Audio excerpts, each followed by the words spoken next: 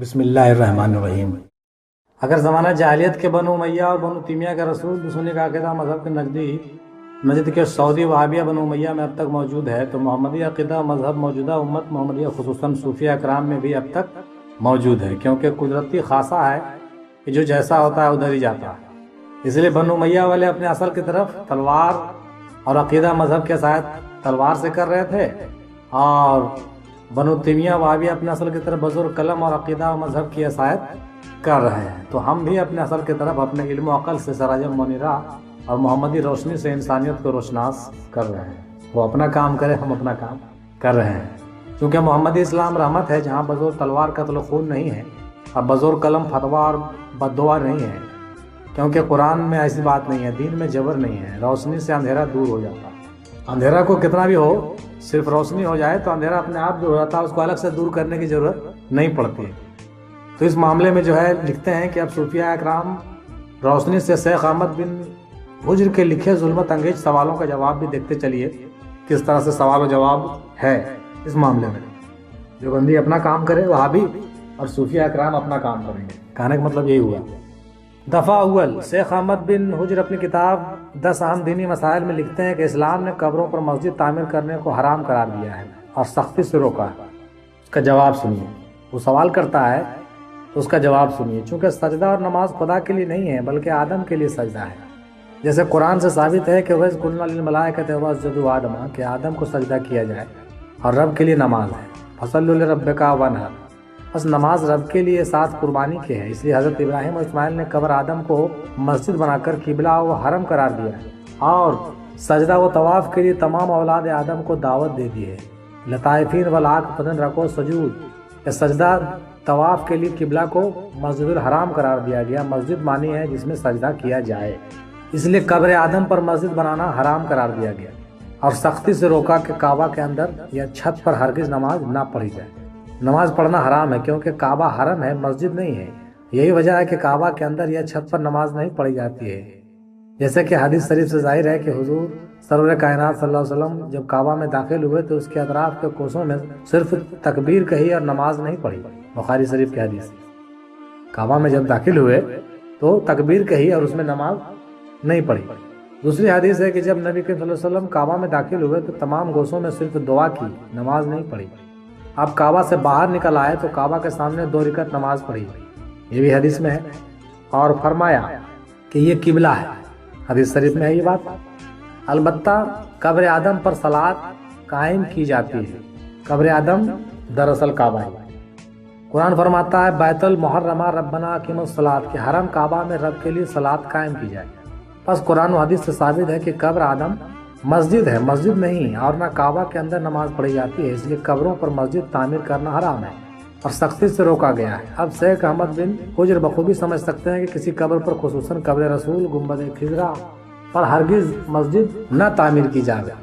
قبر نبوی سے ہٹ کر مسجد نبوی کی وسعت کی جا سکتی ہے۔ دوسرا دفعہ کیا لگایا ہے کہ قبروں پر تعمیر کردہ مساجد میں نماز پڑھنا باطل ہے، اس کو منہدم کرنے کو واجب قرار دیا جائے، ہے نا؟ اس کا جواب ہے کہ جبکہ قبر پر مسجد بنانا ہی غلط ہے، اور صرف قبر ہی نہیں، کسی کی عبادت گاہوں کو توڑنا، اس کے اوپر مسجد بنا لینا بھی بالکل غلط ہے، اس میں نماز پڑھنا بھی حرام ہے، کیونکہ اسلام رحمت اور پاکیزہ مذہب ہے، لہٰذا صاف ستھرا اور پاکیزہ مقام پر تعمیر مسجد کا حکم دیتا ہے۔ بس اسلام کا حکم نہیں کہ کسی قبر کو، مزار، مندر اور سوالہ گرجا کو توڑا جائے، اس کو مسمار کر کے اس پر مسجد بنائی جائے۔ ایسی مسجدیں بنانا غلط ہے اور اس میں نمازیں پڑھنا حرام ہے۔ جواب ہوا۔ اگلا سوال تھا کہ ایسی مسجدوں کو منہدم کر دینا چاہیے، توڑ دینا چاہیے جی، یا اس کے اندر کے قبر کو اکھاڑ کر پھینک دینا چاہیے؟ تو اس کا جواب سنیے کہ قبروں کو کبھی نہیں اکھاڑنا چاہیے، کیونکہ قبروں میں لاش اثر دفن رہتا ہے جو امانت خداوندی ہے، لہٰذا لاش کو قبل قیامت چھیڑنا اچھا بات نہیں ہے۔ البتہ مسجدیں مسمار کی جا سکتی ہیں، کیونکہ مسجدوں میں کوئی امانت دفن نہیں رہتا، خصوصاً ان مسجدوں کو ضرور مسمار کیا جا سکتا ہے جن مسجدوں میں بغض و نفاق کا مشورہ ہوتا ہے یا زمانہ جاہلیت کے واقعات نمازوں میں پڑھے جاتے ہوں، جس طرح حضور نے مسجد زرار کو مسمار کرا دیا تھا، توڑوا دیا تھا۔ کیونکہ ایسی مسجدیں ضروری نہیں ہیں جن کی ممبروں پر آل رسول اور پر گالی گفتہ کا خطبہ پڑھا جائے۔ ایسی مسجدوں سے کوئی فائدہ نہیں جس پر ممبروں پر چڑھ کر کے آل رسول کو گالی دیا جائے اور نمازوں میں زمانہ جاہلیت کا قصہ پڑھایا جائے، جس سے انسانیت میں افسانیت کو فروغ ہوتا ہو۔ ایسی مسجدوں کو ضرور مسمار کر دینا چاہیے۔ مگر قبروں کو کبھی نہیں اکھاڑنا چاہیے، کیونکہ قبروں سے انسانی میل و محبت کا سبق ملتا ہے، اور قبر و مزار کے سالگرہ میں گالی گفتہ یا جاہلیت کا قصہ یا نقص عمل کی کوئی بات نہیں ہوتی۔ آگے لکھتے ہیں چوتھا سوال کہ پس امام وقت جو ہے سعودی حکومت پر واجب ہے کہ ایسی مسجدوں کو مسمار کر دے یا قبروں کو اکھاڑ پھینکے؟ اس کا جواب لکھتے ہیں کہ مسجدوں کو ضرور مسمار کیا جا سکتا ہے، کیونکہ مسجدوں سے انسانیت کا کوئی فائدہ نہیں ہے۔ اگر رسول محمدی سے مسجدوں میں نماز پڑھی جائے تو صرف اپنی درستی ہو سکتی ہے، دوسرے کو کوئی فائدہ نہیں، مگر قبر مزار سے دوسروں کو فائدہ پہنچتا ہے اور انسانیت کی روشنی اور درستی کا سبق ملتا ہے۔ جیسے عرب کے شہر مکہ میں قبر آدم یعنی کعبہ ہے، جو ساری انسانیت کے لیے پہلا گھر ہے، ساری انسانیت کے لیے پہلا گھر ہے، ہدایت کا مرکز ہے، دارالامن ہے، قرار دے دیا گیا۔ ان اللہ ولا بیت وعد للناس ہدی للعالمین، قرآن بھی ہے۔ قبر نو ملک ہند کے شہر اجودھیا، جس کو خود مکہ کہا گیا ہے، خرد مکہ کہا گیا ہے، چھوٹا مکہ کہا گیا ہے، نوح علیہ السلام کا قبر ہے، یعنی قبر آدم کو مکہ اور قبر آدم ثانی کو خرد مکہ قرار دیا گیا، جو ساری انسانیت کے لیے زیارت گاہ خاص و عام ہے۔ کسی قوم و مذہب کے لیے کوئی ممانعت نہیں ہے، اور دنیا کے کسی قبر و مزار کے جشن سالگرہ میں بھی کسی قوم و مذہب کی ممانعت نہیں ہوتی ہے، مگر مسجد میں انسانیت کے لیے رفع عام نہیں، اور نہ دنیا میں کوئی ایسی مسجد ہے کہ جہاں سارے انسانوں کے لیے داخلہ کیا جا جائے۔ اس سے ثابت ہوتا ہے کہ فتنہ انگیز مسجدوں کو مسمار کیا جانا چاہیے، اس لیے پیغمبر حضرت محمد صلی اللہ علیہ وسلم نے مسجد زرار کو توڑوایا، مگر ہر دل عزیز قبروں کو کبھی نہیں مسمار کیا جا سکتا ہے، اس لیے نہ کسی امام وقت پیغمبر نے قبروں کو مسمار کرایا اور نہ کسی بادشاہ وقت نے قبروں کو توڑوایا۔ لہٰذا موجودہ کسی امام وقت یا سعودی حکومت کو ایسا ہرگز نہیں سوچنا چاہیے کہ وہ گنبد خضرا کو توڑ دے یا مسمار کر دے، جبکہ پیغمبر اسلام نے خود قبروں کو پختہ تعمیر کرایا تھا۔ جیسے اپنے والد محترم حضرت عبداللہ علیہ السلام کا قبر مبارک پختہ تعمیر کرائے تھے حضور صلی اللہ علیہ وسلم، جس کے گرد درختان خرما اپنے ہاتھوں سے لگایا تھا، کھجور کے درخت کو اپنے ہاتھ سے لگایا تھا۔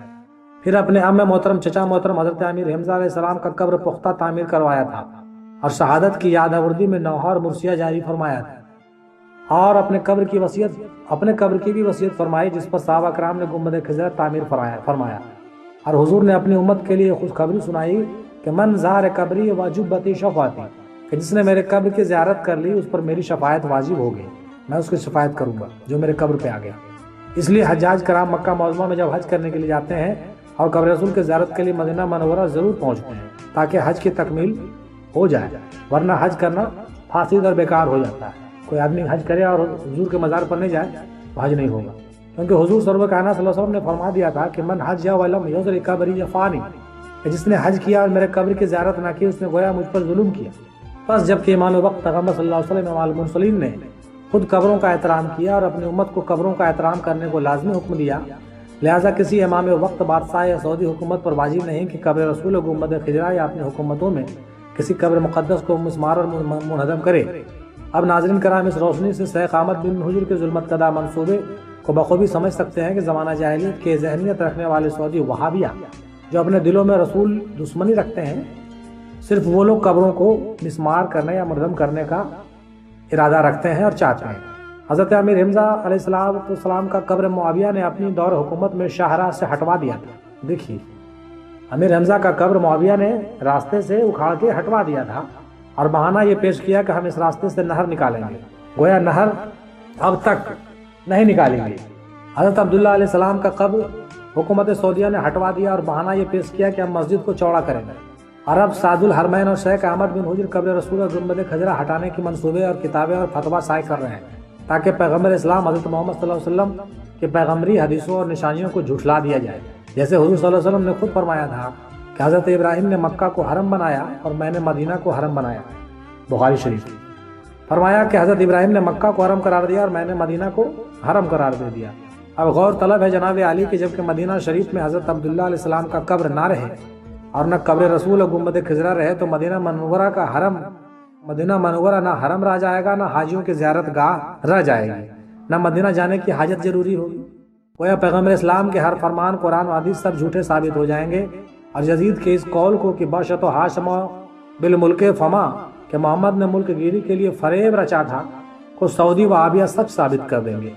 تب گنبد خضرا تعمیر کرانے والے صحابہ کرام بھی بدعتی ٹھہریں گے اور گنبد خضرا کا ادب و احترام کرنے والے سارے امت محمدیہ مشرک ہو جائیں گے، نعوذ باللہ من ذالک۔ اور بنو امیہ کے نقش قدم پر صرف سعودی وہابیہ امام وقت یا پیغمبر مانے جائیں گے۔ پس سعودی وہابی تحریک کا یہی نصب العین ہے، جہاں तलक कामयाबी हासिल कर सकें अपने मंसूबे में लगे हुए हैं। चूँकि तहरीक सऊदिया वहाबिया से अपने ईमान व अक़ीदा को बचाव में सिर्फ सूफिया इकराम ही उम्मत मोहम्मदिया की रहनुमाई कर रहे हैं, क्योंकि सऊदी वहाबिया खुदा और नमाज का दस्ताना बनाकर मासूम मुसलमानों को ईमान को काट देते हैं, यानी खुदा और नमाज की बड़ी तारीफ करते हैं और मज़ार मिलाद उर्स सालगिरह की दिल खोल कर तौहीन शिर्क व बिद्दत हराम वगैरह कहते हैं। लिहाजा अनजान मुसलमान खामोश रहते हैं, मगर सूफिया इकराम के सामने उनका दस्ताना काम नहीं करता, बल्कि बाज़ औक़ात सूफिया इकराम उनके खुदा व नमाज के दस्ताने को भी छीन लेते हैं। इसलिए सऊदी वहाबिया हज़रात सूफिया से बड़े जलन रखते हैं और सूफियों को गुमराह, मुशरिक, बिद्दती और शैतानी पैरवीकार वगैरह कहते हैं। अब पांचवा जो दफ़ा लगाया था वो ये था कि जाहिल मुसलमानों, गुमराह, सूफिया और शैतान परवरकारों ने बिद्दात के मुख्तलिफ तरीके कब्र, मिलाद, मज़ार वगैरह राइज कर दिए, अल्लाह उनको हलाक करे। वो लिखता है, जवाब सुनिए उसका कि जाहिर है कि जबकि सूफियों के सामने खुदा और नमाज का फरेबी दस्ताना काम नहीं करता, लिहाजा सूफियों से मजबूर होकर उनके हलाकत की बद्दुआ करते रहते हैं। ये इस्लाम जानने का दावा करने वाले अरबी उलमा की इल्मी काबिलियत, इंसानियत की सलामती का नाम इस्लाम है, मगर इंसानियत की हलाकत की बद्दुआ करते हैं। छी छी थू थू लानत है तुझ पर। हालांकि मैं अदब से अर्ज करता हूँ कि पहले बिद्दात को खुद समझ लेना चाहिए और दूसरों को समझा देना चाहिए, इसके बाद जाहिल, गुमराह, शैतानी पैरवीकार कहना और उनकी हलाकत की बद्दुआ करना चाहिए। तो सुन लीजिए कि बिद्दात की तशरीह क्या है। बिद्दत उस कौल और फ़ेल को कहते हैं जिस नई बात से दीन में ज़लालत और गुमराही पैदा हो। जैसे ज़माना जाहिलियत वाले एक आसमानी खुदा को मानते थे जिसको देखना अपने ज़िंदगी में नामुमकिन समझते थे। उनका अक़ीदा था कि खुदा को सिर्फ क़यामत में देखा जाएगा, ज़िंदगी में नहीं, जिसकी वजह से वो कौम और उनका मजहब ज़लालत और गुमराही में मुब्तला हो गए थे। जबकि पैगम्बर इस्लाम हज़रत मोहम्मद सल्लल्लाहु अलैहि वसल्लम ने ज़लालत और गुमराही को दूर करने के लिए ला इलाहा इल्लल्लाह फरमाकर इस आसमानी खुदा को ख़त्म कर दिया कि आसमान पर कोई वाहिद अल्लाह नहीं बल्कि अल्लाह वहद और समद है, और हर जगह, हर वक्त, हर सिमत अल्लाह हाजिर और नाजिर है, जिसको अपनी ज़िंदगी में ही देखा जा सकता है। जिसने अपनी ज़िंदगी में अल्लाह को नहीं देखा, पहचाना, वो क़यामत में भी अल्लाह को नहीं देख सकेगा, पहचान सकेगा। जिसके मुतालिक इरशाद भी है कि जो ज़िंदगी में अंधा रहा वो क़यामत में भी अंधा रहेगा। बस जिन लोगों ने अपनी ज़िंदगी में खुदा को देख लिया, उन्होंने चश्मदीद कलमा शहादत पढ़ लिया। शहादत माने चश्मदीद गवाही देना। उन लोगों को उम्मत मोहम्मदिया कहा गया है। हुजूर सरकार दो आलम सल्लल्लाहु अलैहि वसल्लम ने फरमाया कि अल्लाह ताला उनके पास बरोज़ क़यामत उसी शक्ल में आएगा जिस शक्ल को वो पहचानते होंगे, और फरमाएगा कि मैं तुम्हारा रब हूँ, और उम्मत मोहम्मदिया अपने रब के साथ हो जाएगा। हदीस बुखारी है, सोम जिल्द पर यह लिखी हुई है। अल्लाह ताला उनके पास बरोज़ क़यामत उसी शक्ल में आएगा जिस शक्ल को वो पहचानते होंगे, और फरमाएगा मैं तुम्हारा रब हूँ, और उम्मत मोहम्मदिया अपने रब के साथ हो जाएगा। सुभान अल्लाह, सुभान अल्लाह। इससे साबित है कि जाहिलियत का मजहबी अकीदा यानी आसमान पर खुदा होना इस्लाम ने शोक कर दिया, मगर इस मनसूख शुदा अकीदे को फिर दीन में दाखिल कर देना बिद्दत है। जैसे सऊदी वहाबी कहते हैं कि आसमान पर एक अल्लाह है जो देखा नहीं जा सकता, क़यामत में देखा जाएगा। चुनांचे ऐसा अकीदा बिद्दत है जिससे दीन में ज़लालत और गुमराही फिर वापस आ गई। बस मिलाद, मज़ार, ताज़िया, उर्स, सालगिरह मनाना बिद्दत नहीं बल्कि बिन देखे आसमानी अल्लाह को मानना सरीहन बिद्दत है। बिद्दत आप करते हैं, हम नहीं। बिद्दतें दोम सुनिए। जबकि हुजूर सर्व कायनात सल्लल्लाहु अलैहि वसल्लम ने जाहिलियत की नमाज़ों को मनसूख कर दिया, जिन नमाज़ों में अय्यासी और बदफैली की दास्तानें पढ़ी जाती थी, वो मर्द औरत नंगे रहकर अपने खुदा के लिए उस अय्यासी बदफैली का अमलन मश्क करते थे। कैसा करना इबादत है, मगर पैगम्बर इस्लाम सल्लल्लाहु अलैहि वसल्लम ने उन गंदी नमाज़ों को मनसूख कर दिया और फरमाया कि ज़माना जाहिलियत के तमाम रस्मों और इबादतों को पाँव तले रौंद डाला हूँ। यह हदीस शरीफ में है। और अकीमुस सलात का तरीका बताया कि सलात में खुदा से दूर नहीं, रब के नज़दीक रहे। सलात में तकब्बुर नहीं, खाकसारी रहे। सलात में गंदगी नहीं, पाकिज़गी रहे, और अपने रब को सजदा करे। जैसा कि इरशाद आज़म है, इन्नद्दीन इंद रब्बिका ला यस्तकबरून अन इबादतिही वयसजूदून व लहू यसजुदून।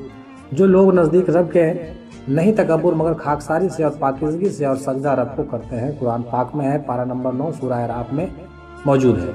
मगर फरमान रसूल के मुताबिक अकीमुस सलात पर अमल न करना, फिर उसी मज़ग़ला जाहिलियत में नमाज को दीन में दाखिल कर देना ऐन बिद्दत है। क्योंकि सऊदी वहाबी अपनी नमाज़ों में गंदी गंदी दास्तानें पढ़ते हैं। जैसे सूरह यूसुफ में दास्तान अय्यासी, इनकान कमिश कद मन कबल, सूरह नसा में वल मुहसनात मिनन नास पढ़कर अपनी अय्यासी को जायज़ ठहराते हैं, और सूरह बकरा में नसाकुम हरसालकुम पढ़कर अपनी बदफैली का जवाज़ साबित करते हैं, और बड़े तकब्बुर से कहते हैं कि हम खुदा के लिए नमाज़ पढ़ते हैं। नौज़ बिल्लाह मिन ज़ालिक। मज़कूरा वाला तस्लील से बखूबी साबित होता है कि ज़माना जाहिलियत की तरह एक अनदेखा आसमानी खुदा को मानना और नमाज़ों में दास्तान अय्यासी बदफैली पढ़ना बिद्दत है। लिहाजा उन बिद्दतियों को जाहिल, गुमराह और शैतानी पैरवीकार कहा जा सकता है। मगर हम उनकी हलाकत के कतई बद्दुआ नहीं करते, सिर्फ ये चाहते हैं कि सऊदी वहाबी को हिदायत दे कि वो अपने बिद्दत को छोड़कर अकीमुस सलात पर अमल करे। چونکہ زمانہ جاہلیت میں خدا کے لیے نماز پڑھی جاتی تھی، مگر اسلام نے اسے منسوخ کر کے رب کے لیے صلاۃ کا سبق دیا، یعنی نماز خدا کے لیے پڑھی جاتی تھی اور صلاۃ رب کے لیے قائم کرنے کو بتایا، کیونکہ نماز میں شاوانی خرفات، گالی گفتار اور بددعا پڑھی جاتی تھی، اور صلاۃ میں حمد و ثنا صرف تصور قائم کرنا بتایا گیا تھا تاکہ دل و دماغ میں روشنی پیدا ہو۔ مگر بنو امیہ، بنو تیمیہ داخل اسلام ہونے کے بعد پھر نماز جاہلیت کو دین میں داخل کر دیا اور اقیم الصلاۃ کو نظر انداز کر دیا۔ اس لیے سعودی وہابی ان کے قبیل والے نماز کو بڑا شہرا کرتے ہیں اور اقیم الصلاۃ کو جانتے ہی نہیں، اور بعض اوقات یہ بھی کہہ دیتے ہیں کہ ہماری یہی نماز اقیم الصلاۃ ہے اور ہمارا آسمانی اللہ ہی رب ہے، اور کچھ مسلمان اسی مغالطے میں پڑے ہوئے ہیں جو نماز اور صلاۃ کا فرق نہیں سمجھ سکتے اور نہ خدا اور رب کا فرق جانتے ہیں۔ سبحان اللہ، کیا بات ہے۔